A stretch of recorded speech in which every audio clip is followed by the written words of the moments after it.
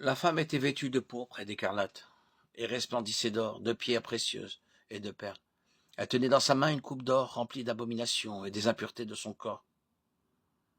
Le nom écrit sur son front était un mystère. Babylone la grande, la mère des prostituées et des abominations de la terre. Les rois de la terre ont commis avec elle le péché qui en résulte. Remarquez, dans le grec du Nouveau Testament, il existe plusieurs combinaisons de personnes et de cas différents, ce qui donne lieu à diverses formes de mots avec des terminaisons ou des orthographes différents. Nous voyons dans cette description de Babylone la Grande tout ce qui a lien avec la chair et la pornographie, car toutes les nations ont bu du vin enivrant avec elle, et les marchands de la terre se sont enrichis par son excès. Il a condamné la grande prostituée qui corrompait la terre par ses excès. Apocalypse 19, 2, Apocalypse 18, 3, Apocalypse 17, 4, 5. Cette condamnation de Babylone la Grande rappelle la condamnation de l'Ancien Testament d'Israël en tant que prostituée et épouse infidèle.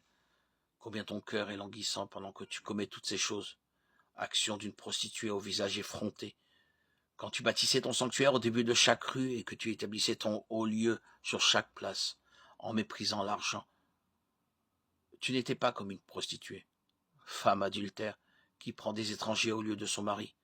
Les hommes donnent des présents à toutes les prostituées, mais toi, tu donnes tes présents à tous tes amants pour les acheter et les amener à venir vers toi de partout pour tes prostitutions.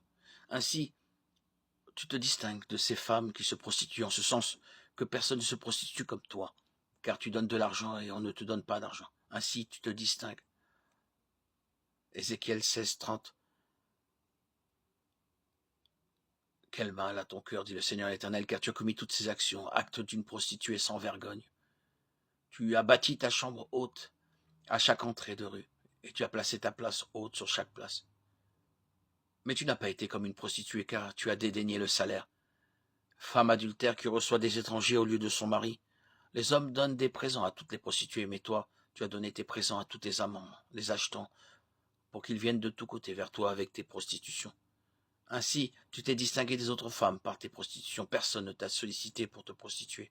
Et tu as donné un salaire. Et on ne t'a pas donné de salaire. C'est pourquoi tu t'es distingué. C'est pourquoi, prostituée, écoute la parole de l'Éternel.